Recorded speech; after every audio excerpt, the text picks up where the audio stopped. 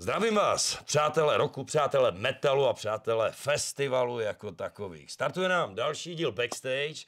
No a dneska, tak jak to bývá pravidlem, jsme si taky sem pozvali hosta. Dnes to bude promotér Petr Beďko, říkám to dobře, ano, řečený Dumas, a tím pádem my se budeme dneska bavit o festivale Gothum.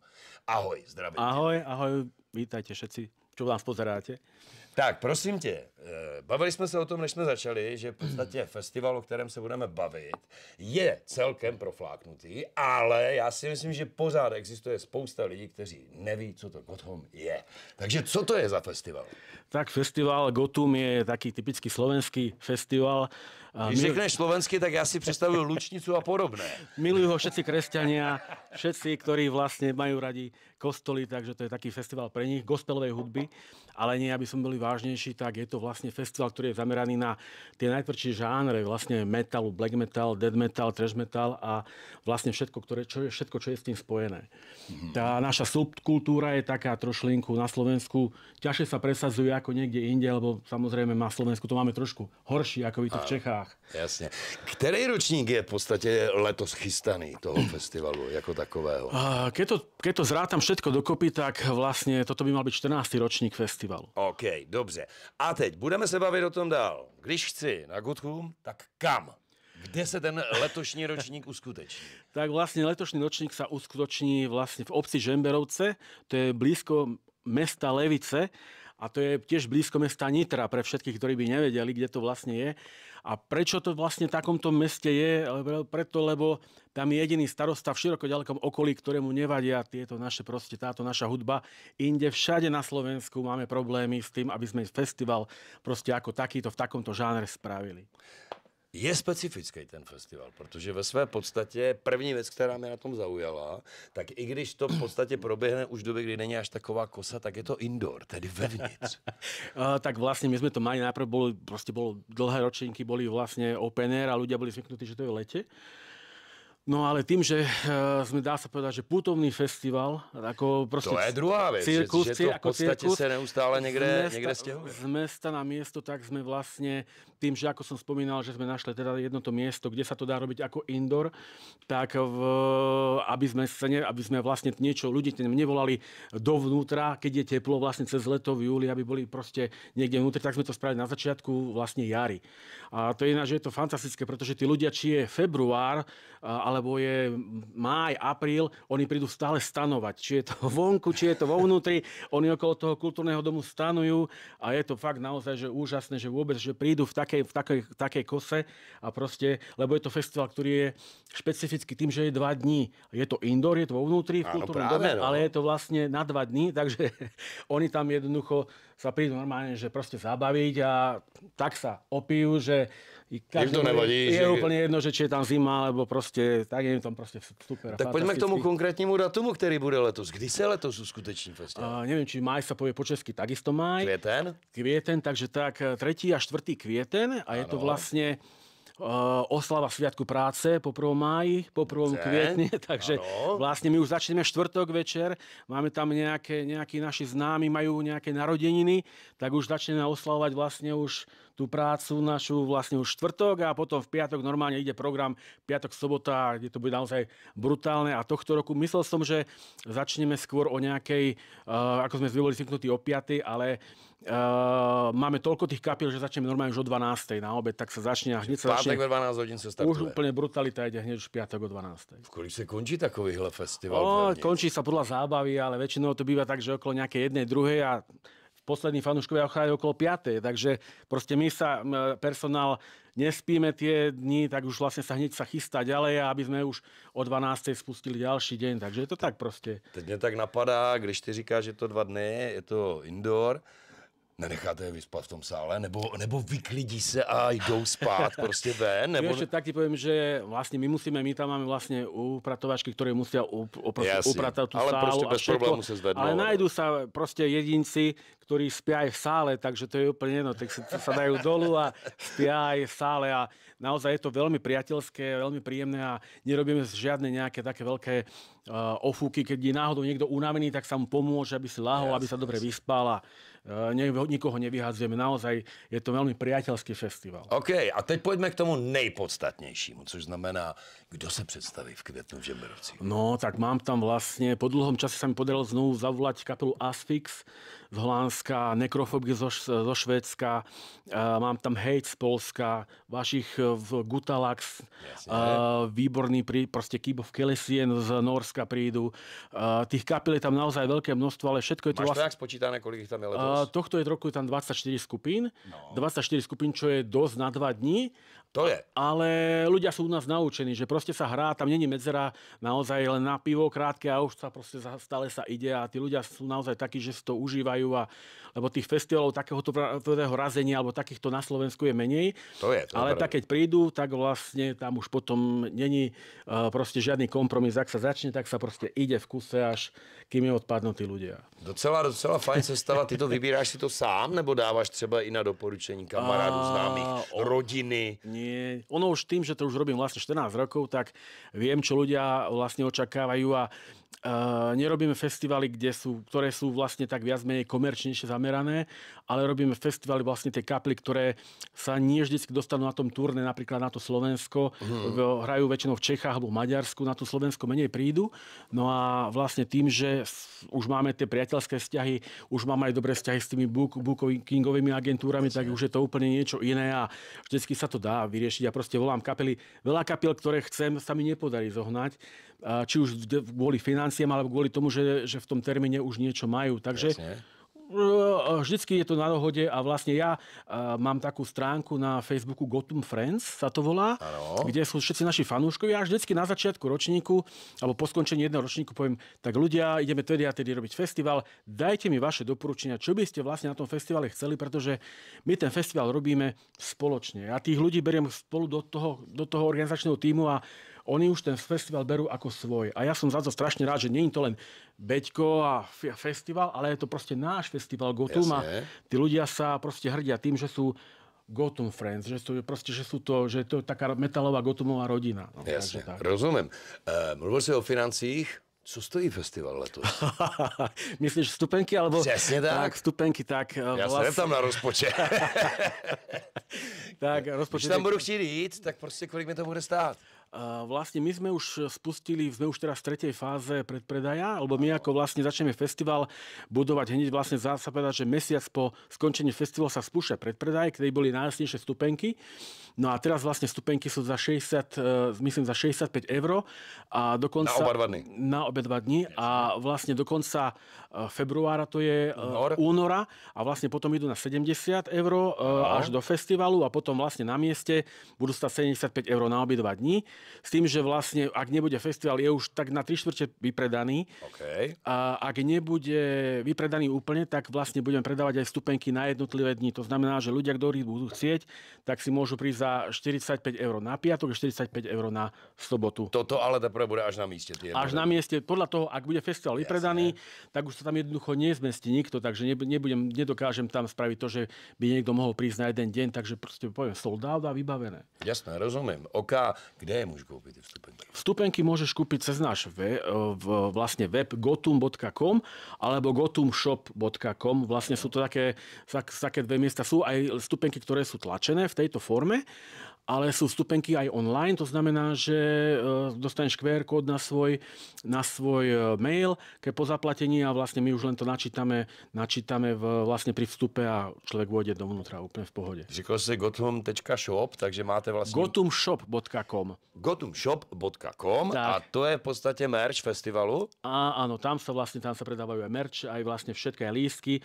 Tým, že mám aj vydavateľskú spoločnosť Gotum Production, kde vydávame skupiny, tak vlastne tam si môžu kúpiť eventuálne aj CDčka najnovších skupín, merče a vlastne všetko, čo sa týka, čo je spojené s Gotumom, je vlastne na predaji vlastne na tomto shope. Na takových festivalech, tenhle nebudu výjímat, bývá docela pravidlem setkání muzikantů s fanoušky. Jak to probíhá na tomhle? Protože jak to tak poslouchám, tak Gotum je spíš takový lehce free festival. Říkám to dobře. Áno, je to tak, ale zase u nás je proste pravidlo to, že nemáme to rozdelené do nejakých špeciálnych zón, že tuto len môžete byť vy, tuto môžu byť asi ostatní. Robíme to tak, že vlastne napríklad aj tie kapely sa idú najesť medzi fanúškov. Máme tam veľký stán, kde je vlastne jedlo, ale kde dostávajú jedlo aj kapely a kde dostávajú jedlo aj vlastne fanúškové, takže oni sa premiešaní, sa rozprávajú, alebo vlastne si kapely predávajú svoj vlastný merch sami, aj tam sa vlastne stretávajú. Nechávaš to voľne na nich, jo? Úplne v pohodičke, ale predávame ich aj my, ale vlastne predávajú si aj kapely. Tým, že sme indoorový festival, tam je to obmedzené priestorom. Nemôžeme to robiť tak, ako by sme robili pre open air, že tam môžeš postaviť stánok, 1, 2, 3, 4, 5 stánov a môžeš spraviť vlastne tie meet and greety vlastne ako chceš, ale proste riešime to tak, že kto chce medzi fanúškov ísť, každá kapela má možnosť, má sa s ním možnosť stretnúť, ale v takom zmysle, že není to niekde uzavreté, ale proste sa pohybujú, oni sami chodia pozerať kapely, či to bol Rotting Christ, alebo Minulý rok, alebo Belfegor, normálne išli medzi ľudí, aj sa pozreli na ďalšie kapely, že není to také, vrajím, že ako niekde inde, že proste je to tam veľká hradba zo sekuriťákov a nikto sa nedostane nič, proste je to tam v pohode, lebo u nás, tak ti môžem povedať, že u nás ani sa nekradne. Väčšie problémy mám s domácimi, ktorí chcú ísť na festival, ako s tými ľuďmi, ktorí sú vo vnútri vo festivale, lebo sám vieš, že metalisti sú takí, že keď sa niekto takto strekne, že prepáč mi, poď na pivo, kdežto na nejakej zábave, proste niekto už sa začne byť, alebo čo sa také, u nás takéto vôbec nefunguje. Takže ja som na pohodu. Strašne som za to rád, lebo tí ľudia sú naozaj úžasní. A jedno, či je to Nemec, Poliak, proste teraz prídu ľudia z Austrálie, z Japonska a kupujú si lístky. Takže je jedno úplne, z ktorej prídu proste všetci, ktorí počúvajú takúto hudbu, sú absolútne mieromilovní a proste friendly ľudia, takže je to úplne super. Luxusní. Ty už si to možná říkal, ale já přece jenom položím tu otázku ještě jednou, proč je to vevnitř, tedy proč je to indoor a jestli máš tedy plány v tom se vrátit třeba ven. Strašne veľa ľudí mi vypisuje, že proste napríklad nechcú ísť na ten indoor. Oni chcú ten festival zažiť vonku. Ale ja by som veľmi rád mal ten festival vonku, niekde inde, keby som mal miesto. Kdežto miesto, tak ako som si to vyskúšal posledne, bolo na letisku a to bol veľký problém, pretože sme chytili asi najhoršie počasie 2022, čo bolo 3 dní bolo 40 stupňov. A vezmi si, že na letisku, kde nemáš absolútne žiadny tieň. A betón? Betón, to bol taký masaker, tí ľudia boli uvarení. Som musel volať hasičov, aby tam chodili proste s hadicami, to tam striekať a všetko možné. No a dneska samozrejme už máš aj nejaké tie hygienické normy, ktoré musíš pre tých ľudí zabezpečiť. To znamená, že potrebujú mať sprchy, potrebujú mať vécka, potrebujú mať proste jedlo, všetky tieto veci, pitnú vodu. A tam to nebolo. Takže takýto areál, kde si to môžeš spraviť, ktorý bude mimo obce mesta, lebo sa tam hrá vonku a to je hudba, ktorú nedokáže normálny človek akože normálne počúvať. Áno, dlouhodobě, dlhodobo. Takže je problém na niečo nájsť a hlavne na takom mieste, ako je Slovensko, kde máš každej obci 2 kostoly, vieš, takže proste tam, keď niekto príjem, keď ma niekto zbadá takýto, tak povie si, pre Boha, čo vy tu nás chcete, a nechcete nám proste krádnuť sliepky, alebo nám nechcete robiť zle, alebo niečo také, ustívať tu satana. Pritom je to úplná hlúposť, vieš, každý v televízii pozerá horory, tam je to úplne jedno, ale vlastne keď sa tohto týka, tak je to veľký problém. Takže v tomto by som povedal, že Slovensko je dosť konstantné, je to proste veľmi zaostalé, aj čo sa týka toho, ak tí ľudia rozmýšľajú a naozaj niektorí, či starostovia, či obecní poslanci žijú ešte proste v dobe temna, by som povedal. No. Takže presťahuješ ven, pokud nájdeš nejakú vhodnou spoluprácu ze strany proste niekoho. Určite áno. Aj teraz vlastne niečo sa nám rysuje, nechcem, aby som to zariekol. Jasne. Ak sa všetko dobre podarí, možno, že v roku 2025 by sme už mohli byť v open air vonku, alebo je to naozaj tiež len limitované pre 1000 ľudí. Nechcem už robiť masové akcie pre 2,5-3 tisíc ľudí, pretože nemám už sa nie som najmladší tiež, ak chcem, aby som mal pohodu a proste chcem si to aj ten festival užiť a keď je veľa ľudí, veľa problémov je, takže... To je ale docela rozhodně. Řekl si sám, že je to pro 1000, takže ten kulturák nebo to místo je dost velké, takže 1000 je tak zhruba kapacita. Tak. Takže nemusí mít strach, že by se jako eventuálně mačkali. Teď co mě zajímá, říkal si, chodí ven stanovat, 1, 2 a tak dále. To si sednou a ten stan postaví kde chcou, nebo je to taky nějakým Vieš čo, způsobem? tam je to paradoxne za tým kultúrnym domom je hneď vedľa je kostol. Akože vieš, ako býva na dedine, že býva vlastne kostol a hneď veľa býva kultúrny dom. To tak je všude, vždycky. Kostel, pošta, kultúra a škola. Minulé mi starosta aj povedal, že pre Boha, že čo ste to vyrobili, lebo tam už nebolo miesto, tak si ľudia dali vlastne stany medzi kostola, Hřbitov sa to Áno, povie. Hřbitov. Áno. A z dlhej chvíle potom sem tam obrátil nejaký kríž, akože na tomto, ak sa volá, na cintoríne. Ale vlastne viac menej tam je taká nejaká lúka farská, alebo nejak tak. A proste vždycky dobrí ľudia sa všade zmestia. Je úplne jedno, že proste keby to bolo aj 2 m štvorcové, na Slovákov sa zmestí aj 20 na 2 m štvorcové. Pohode, takže je to tam voľne, není to nejak, úplne že v pohode. môžete tak, môžete tak. Áno, nie je to tam, je to tam samozrejme, že ohraničené, že kde sa dá, ale Jasne. nikto nikoho neperuje, môže tam prísť auto, môže tam dať vedľa toho stan. Je to naozaj friendly a Celkem podstatná informace, že všude se za všechno platí, všude je to omezené, Áno. všude se musí udělat auto tam a stan tam, takže tak. možná, že na tohle lidi budou slyšet. Určite, že áno, ak by sa dalo, ale akože proste my sme spokojní s tým, čo máme, ale som veľmi rád za možnosť sa tu vyjadriť k tomu festivalu, pretože vždycky každá propagácia je dobrá a hlavne tuto veľa chodí ľudí z Orlovej, a vlastne z Ostravy, z Moravy chodí veľmi veľa ľudí, takže som za to veľmi rád a možno, že aj týmto nových členov alebo nových ľudí, ktorí nevedeli o tomto festivale, vlastne získame. Kam teda mají kouknout, když se chtějí dostat na Gotthum? Ty jsi to řekl o těch přátelích Gotthum? Buď na Facebook je vlastne normálne stránka, že Gotthum Open Air Fest, alebo vlastne skupina Gotthum Friends sa to volá, alebo potom naša stránka gothum.com, tak aby som vedel. OK. Co se týká těch kapel, které prošly nebo třeba neprošly, tak nějaké takové tvoje splněné sny anebo nesplněné. Které už si tam dostal a které by si spřál tam dostat? No tých skupín bolo strašne veľa. Pred 2 roky sme tam mali Kataklizm. Vlastne mal som tam už, ja som si splnil, dá sa povedať, že viac menej skoro všetky sny, lebo mal som tam skupinu Drakonien, ktorú veľmi milujem. A takisto som mal skupinu Memoriam, ktorá je vlastne pohrobkom Bolt Rover, ktorá je vlastne pre mňa je úplne že najväčší top.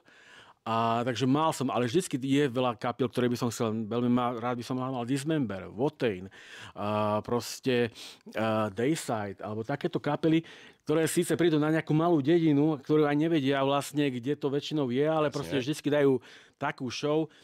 Vlastne naozaj tie kapely sú veľmi profesionálne a to prevedenie je vždycky že super a hlavne to, že sa k ním aj správame úplne normálne. A chcem len povedať to, že čím väčšia kapela, tým menšia hviezda. U mňa to tak súvisí, lebo tým je kapela v pohode. Čím menšia kapela, tí robia problémy, chcú toto, tamto, myslia si, že proste, ja neviem, čo tam modré z neba, ale väčšia kapela príde, oni vedia, o čom stojí, prídu, odohrajú si svoj set, ale chcú mať všetko podľa rajdru, ako je, keď je nachystané, tak není žiadny problém a väčšinou sú tie kapely veľmi, veľmi akože v pohode.